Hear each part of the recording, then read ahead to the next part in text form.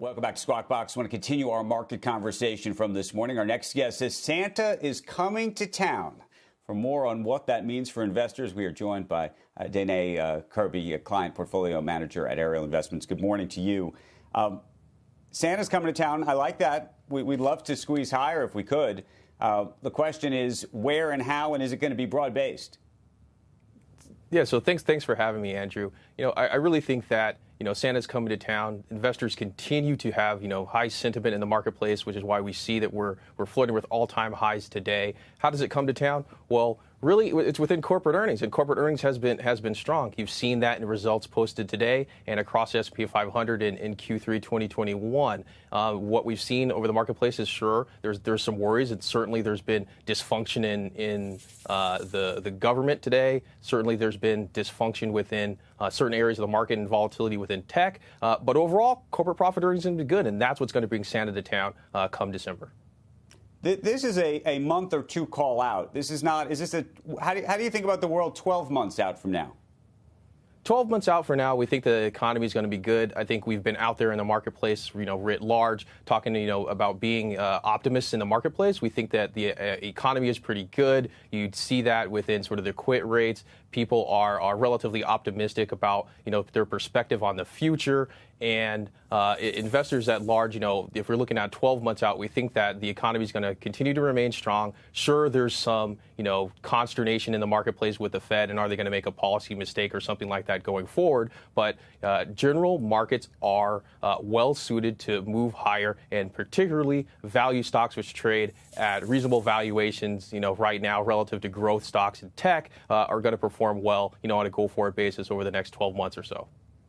Can I just ask you, though, about those growth stocks? Because I think there's a lot of folks who are looking at the Rivians of the world, the Lucids of the world, and they're saying, boy, does this feel frothy. I mean, and we were debating yesterday, are we in, and this is the question, is this 1996 or is this 1999?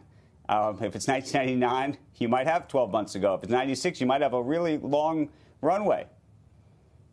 Yeah, I think, with growth stocks where you have, companies that are trading right now where their PE ratios are infinity because they have zero revenues is absolutely concerning. But that's not the total market itself. And it's certainly not, mid capitalization, small capitalization and value stocks. So while tech, can, receive lumps of coal during the holiday over the short term, we don't think that that's going to be, necessarily broad based and cause for, true concern over the long term, because general economics remain good. You have, even though consumer sentiment has taken a hit with inflation, investors are ready to spend. You have higher saving rates. You have people who are, despite supply chain bottlenecks and disruptions where there's certain goods not available on shelves, people are ready to spend in the marketplace today, and people want to get out there, live life again, and we think the reopening is going to be great.